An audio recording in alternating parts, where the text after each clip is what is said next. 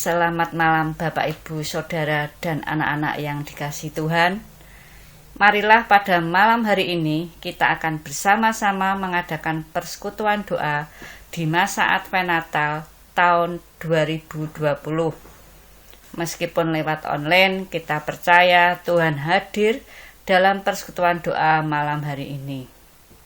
Mari kita awali persekutuan doa pada malam hari ini kita dengan berdoa. Tuhan Yesus, kami sungguh bersyukur atas berkat yang Kau limpahkan kepada kami. Tuhan, kami mohon ampun atas dosa kesalahan kami. Pimpinlah kami dalam persekutuan doa pada malam hari ini, dari awal, pertengahan, hingga akhir. Terima kasih Tuhan Yesus. Haleluya. Amin. Mari Bapak, Ibu, anak-anak, sebelum kita mendengar firman Tuhan, mari kita membaca firman Tuhan yang diambil dari Matius 9 ayat 9 sampai 13.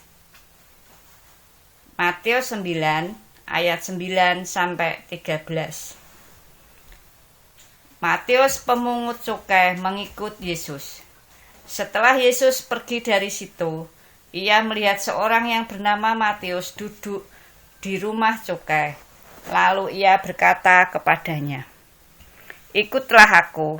Maka berdirilah Matius lalu mengikut dia. Kemudian ketika Yesus makan di rumah Matius, datanglah banyak pemungut cukai dan orang berdosa dan makan bersama-sama dengan dia dan murid-muridnya. Pada waktu orang Farisi melihat hal itu, berkatalah mereka kepada murid-murid Yesus, "Mengapa gurumu makan bersama-sama dengan pemungut cukai dan orang berdosa?"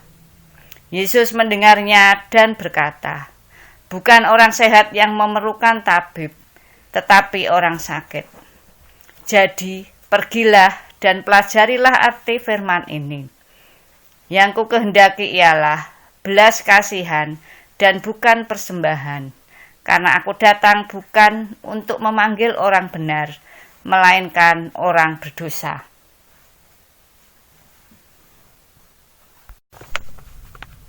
Mari Bapak, Ibu, Saudara-saudari, dan anak-anakku, kita satukan hati di dalam doa.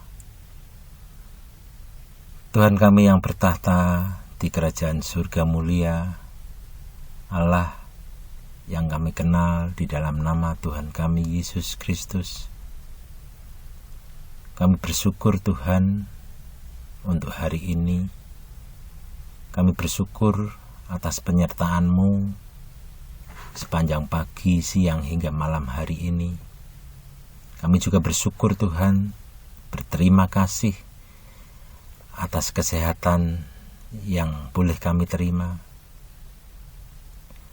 Kami juga bersyukur Tuhan, jikalau pada malam hari ini kami boleh mengikuti persekutuan doa. Jika sebentar kami akan mendengarkan renungan, kami mohon bantuan daripada-Mu Tuhan, agar kami dapat mencerna dan memahami renungan. Kami juga mohon kepada Engkau Tuhan, tanam firman-Mu di dalam hati kami, dan ajar kami untuk senantiasa memakai firman-Mu sebagai pedoman hidup kami. Di dalam nama Tuhan kami Yesus Kristus, kami sudah berdoa. Amin. Bapak, Ibu, saudara-saudari, dan anak-anakku yang terkasih, malam hari ini renungan kita diberi judul Sahabat yang Tersingkirkan. Renungan itu dilandasi dari bacaan Alkitab yang diambil di dalam Matius pasal yang ke-9 ayat 9 sampai 13 yang sudah kita baca bersama-sama. Bapak, Ibu, saudara-saudari dan anak-anak, saat ini kita memasuki pertengahan di bulan Desember. Tentunya di dalam kita menyongsong Natal, di dalam kita menanti datangnya hari Natal, kita tentunya sudah mempersiapkan hal-hal, kita tentunya sudah mempersiapkan hati kita di dalam menyongsong tanggal 25 Desember. Bapak, Ibu, saudara-saudari dan anak-anak, ketika kita ditanyakan atau gereja ditanyakan, siapakah yang paling siap di dalam menanti hari Natal? Siapakah yang paling siap merayakan Natal? Jawabnya bukan gereja A atau gereja B, bukan saya atau bukan Bapak Ibu. Jawaban yang tepat adalah para pengusaha. Sebab jauh hari menjelang Natal, para pengusaha sudah memiliki rancangan. Mereka membuat sebuah rancangan di dalam menyambut perayaan Natal. Tentunya hal ini tidak lepas dari prinsip homo economicus yang mempunyai arti yang penting ada keuntungannya. Itulah prinsip yang menguasai pikiran dari para pengusaha. Natal bagi mereka, para pengusaha, adalah saat yang tepat untuk meraup keuntungan sebesar-besarnya. Bapak, Ibu, saudara-saudari dan anak-anakku, sebenarnya jika kita mau jujur, cara gereja merayakan Natal kadang-kadang tidak terlalu jauh dari prinsip para pengusaha tadi. Banyak gereja yang membuat acara dalam kategori seperti pertunjukan kolosal. Mereka berlatih agar acara berlangsung dengan baik dan sukses. Mereka mengirim proposal. Mereka juga membuat promosi yang menarik akan adanya acara perayaan Natal. Tentunya mereka mempunyai tujuan. Apa tujuan mereka? Tujuan mereka supaya banyak orang yang datang. Dan apa dampaknya jika banyak orang yang datang? Sudah pasti gereja penyelenggara akan menjadi sangat terkenal, dan pada gilirannya diharapkan menambah jumlah anggota jemaat. Dan ujung akhirnya adalah untuk mengumpulkan persembahan yang lebih banyak. Bapak, Ibu, saudara-saudari, dan anak-anakku, ada sebuah cerita sebagai ilustrasi.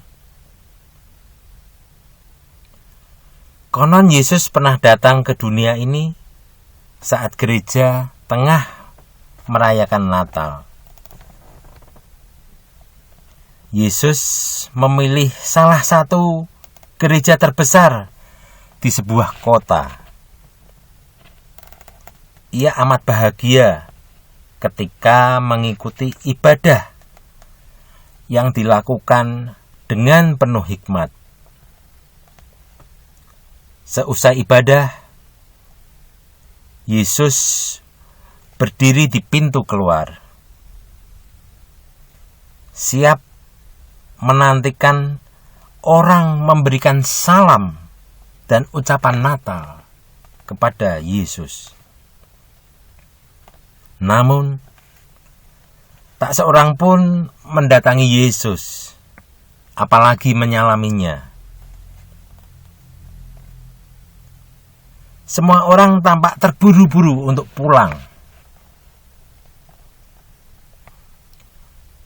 Melihat hal itu, Yesus tampak sedih. Tetapi Yesus tidak berputus asa. Yesus kemudian memutuskan untuk pergi ke gereja kecil di sebuah desa yang sunyi. Di sana dia amat bahagia. Orang-orangnya tampak sangat sederhana. Seusai ibadah, orang-orangnya saling bersalam-salaman, mengucap selamat Natal, dan bersendau gurau. Melihat suasana semacam ini, Yesus berkata dengan sangat keras dan lantang, "Akulah Yesus yang kamu sembah." Dengan segera hebohlah gereja itu. Banyak anggota jemaat tidak percaya, bahkan mengatakan ada orang gila di tengah-tengah gereja. Suasana menjadi gaduh. Lalu Bapak Pendeta terburu-buru datang dan menarik Yesus ke dalam ruangan pendeta. Di ruang tertutup itu, Bapak Pendeta berlutut dan mencium kaki Yesus. Yesus terkejut dan bertanya, "Hai, engkau mengenali aku? Mengapa tidak engkau katakan kepada jemaatmu bahwa akulah Yesus?" Dengan rasa sungkan yang amat sangat, Bapak Pendeta menjawab, "Ampuni aku, Yesus. Aku takut mereka tidak percaya, lalu meninggalkan gereja ini. Jika hal itu terjadi, gereja akan bangkrut. Lalu, aku makan apa?" Demikian Bapak Ibu, cerita singkat sebagai sebuah ilustrasi. Cerita sederhana ini menggambarkan kehidupan bernatalan gereja.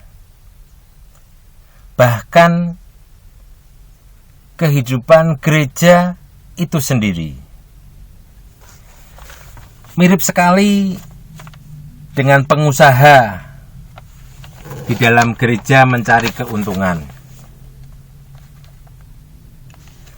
yang seringkali diundang di dalam perayaan Natal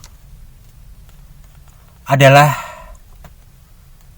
orang-orang yang berada di pusat kekuasaan, para pejabat, para pesohor, atau orang-orang yang mampu memberi dukungan finansial yang besar.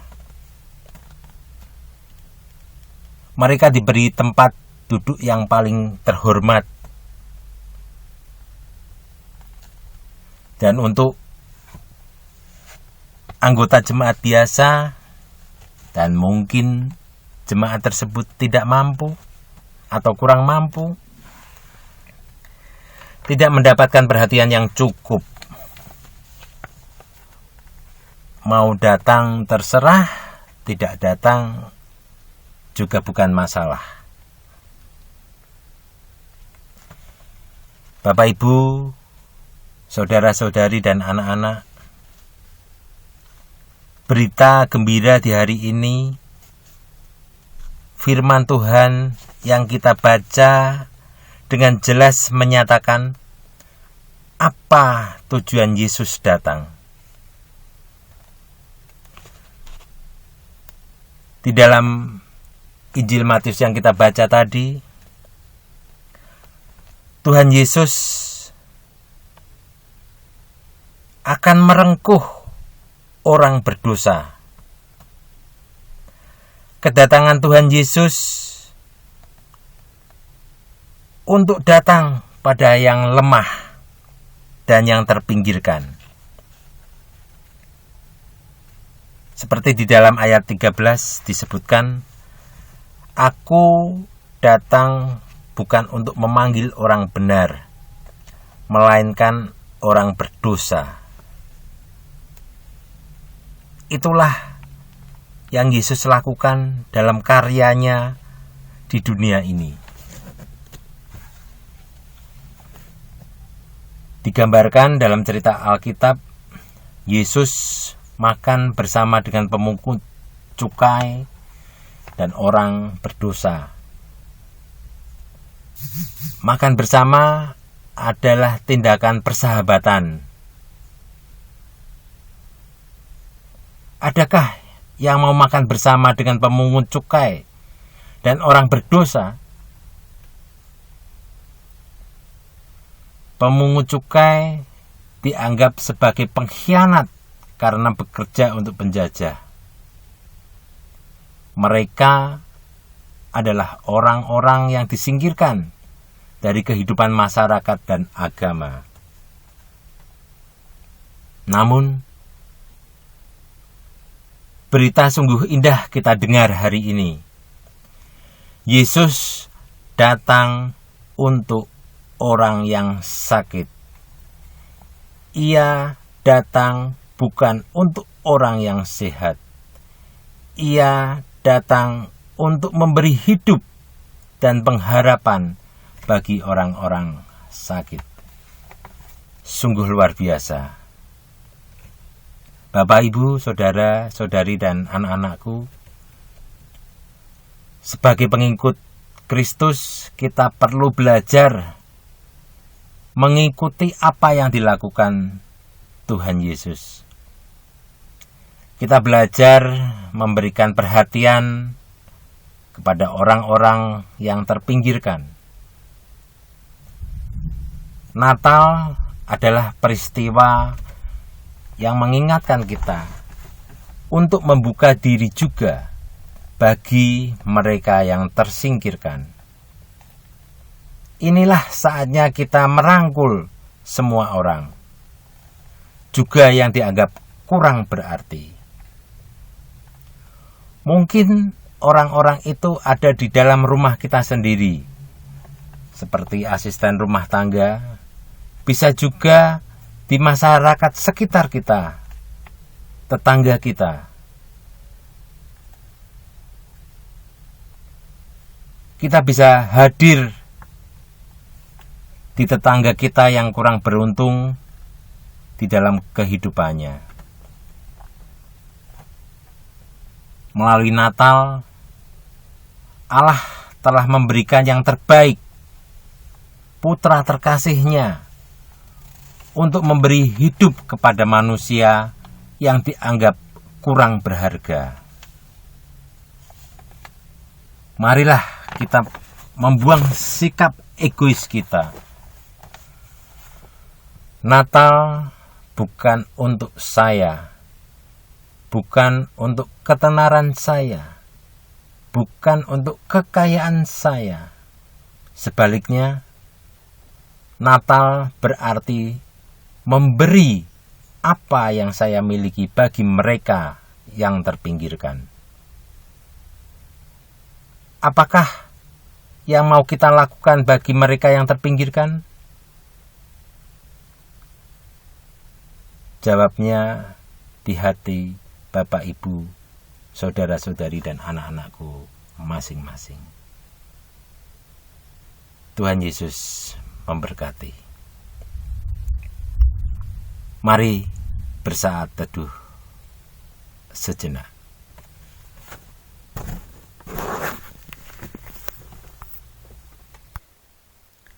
Mari Bapak Ibu anak-anak sekalian kita berdoa. Tuhan Yesus, malam hari ini kami bersyukur sudah mendengarkan renungan. Berkati kami semua Tuhan. Tuhan, ampuni dosa kesalahan kami. Terima kasih Tuhan Yesus. Tuhan Yesus, kami bersyukur atas keluarga yang Engkau berikan kepada kami. Kami bersyukur atas anugerah putra-putri yang Engkau percayakan kepada kami. Berkatilah kami, para ibu semua, supaya bisa menjalankan kewajiban sebagai ibu yang bertanggung jawab dan melayani keluarga dengan sepenuh hati. Ampunilah segala dosa kesalahan kami. Terima kasih Tuhan. Bapa kami yang ada di dalam surga, Allah yang selalu memberikan kebaikan buat kehidupan kami. Pada malam hari ini kami mengucap syukur atas penyertaan-Mu, di mana kami sudah memuji dan mendengarkan firman-Mu. Biarlah firman yang kami dengar dapat menjadi kekuatan dan pedoman di dalam kami menjalani hidup dan kehidupan. Kami mengucap syukur atas berkat yang telah Kau berikan. Kami berterima kasih atas penyertaan-Mu Tuhan. Kami berterima kasih atas perlindungan-Mu. Kami berterima kasih atas setiap campur tangan Tuhan di dalam pergumulan hidup kami. Kami juga mengucap syukur untuk kesehatan yang boleh kami rasakan. Allah Surgawi, pada malam hari ini secara khusus kami berdoa buat setiap keluarga di jemaat Gereja Kristen Jawa Mijen. Kami berdoa untuk para bapak, kepala rumah tangga, kiranya Engkau berikan hikmat dan kelancaran di dalam setiap aktivitasnya, di dalam setiap usahanya, dalam pekerjaannya. Engkau lancarkan supaya kehidupannya semakin diberkati dan menjadi saksi buat orang lain. Kami terus berdoa untuk setiap bapak, untuk terus Engkau sertai supaya menjadi kepala keluarga yang baik dan senantiasa seturut sekehendak dengan Engkau. Kami berdoa buat setiap ibu, kiranya Tuhan berikan hikmat dan kesehatan selalu di dalam mengurus rumah tangga. Engkau berikan hikmat dan pengertian, baik di dalam mendidik anak-anak. Kiranya Tuhan berikan kesabaran. Terus berikan penyertaan-Mu Tuhan, agar dapat menjadi istri yang baik. Apapun yang menjadi pekerjaan dan pergumulannya, Tuhan akan bukakan jalan. Kami juga berdoa buat anak-anak yang masih dalam bangku pendidikan. Tuhan sertai dan berikan kepintaran buat mereka dalam menuntut ilmu. Berikan jalan yang terbaik buat anak-anak kami ini Tuhan, supaya dapat mencapai cita-citanya. Biarlah anak ini menjadi anak yang berguna buat orang tua, buat negara, terlebih buat pekerjaan Tuhan. Allah surgawi, kami juga teringat oleh saudara kami yang saat ini mungkin sedang sakit. Kiranya Kau jamah, Kau berkati Tuhan, Engkau sembuhkan, Engkau pakai segala makanan, minuman, obat-obatan, serta Kau pakai perawat, dokter di dalam merawat dengan kuasa-Mu Tuhan, sehingga saudara-saudara kami boleh kembali sehat, boleh Kau pulihkan kesehatannya. Kami juga berdoa untuk setiap kegiatan di dalam blok komisi atau panitia yang ada di dalam Gereja Kristen Jawa Mijen. Tuhan, Engkau berkati setiap rancangan, kiranya Engkau sendiri yang menuntun, walaupun di dalam masa pandemi ini Tuhan, Engkau akan tetap memberkati setiap kegiatan yang boleh sudah dirancang Tuhan. Kami juga berdoa untuk setiap usaha di dalam penanganan virus COVID-19. Kau berkati para pemimpin kami yang mengambil kebijaksanaan. Kiranya Kau berkati pula setiap yang menjadi garda terdepan di dalam menangani virus ini Tuhan. Setiap perawat, setiap dokter, staf rumah sakit, baik polisi maupun tentara, Tuhan Kau berkati, sehingga setiap yang bertanggung jawab boleh bekerja sama dengan masyarakat, sehingga penanganan virus COVID-19 boleh berjalan dengan baik dan akan menghasilkan apa yang menjadi kehendak-Mu saja. Allah surgawi, kami juga berdoa untuk rencana di dalam masa vikariat saudara kami Denny Irawan Tuhan. Kiranya Kau berkati, Kau berikan berkat anugerah untuk saudara kami Denny Irawan. Kau berkati dengan kesehatannya, Kau berkati dengan hikmat, marifat, kebijaksanaan dan kerendah hatiannya Tuhan, sehingga di dalam proses tersebut boleh berjalan dengan baik. Kami juga berdoa untuk setiap panitia yang Engkau pilih di dalam proses pentadbisan nanti. Engkau mampukan, cukupkan setiap dana yang diperlukan Tuhan. Kami juga teringat dengan bangsa dan negara kami Tuhan. Setiap pemerintahan, baik yang di pusat maupun yang di daerah, dari yang tertinggi, presiden, wakil presiden, para menteri, sampai tingkat yang terendah RT, RW Tuhan, Engkau berkati. Berikan hikmat, kebijaksanaan, Kau berikan kerendah hatian, Kau berikan segala sesuatunya di dalam setiap mengambil keputusan, agar keputusan tersebut hanya untuk kebaikan masyarakat Indonesia dan kemuliaan nama-Mu saja. Allah surgawi, masih banyak yang ingin kami sampaikan kepada Engkau Tuhan. Sebelum keluar dari bibir hamba-Mu ini, Engkau sudah terlebih dahulu mengetahuinya. Segala permohonan kami ini, kami pasrahkan, kami serahkan sesuai dengan rencana dan kehendak-Mu. Di dalam nama Tuhan kami Yesus Kristus, kami telah berdoa dan mengucap syukur. Haleluya. Amin.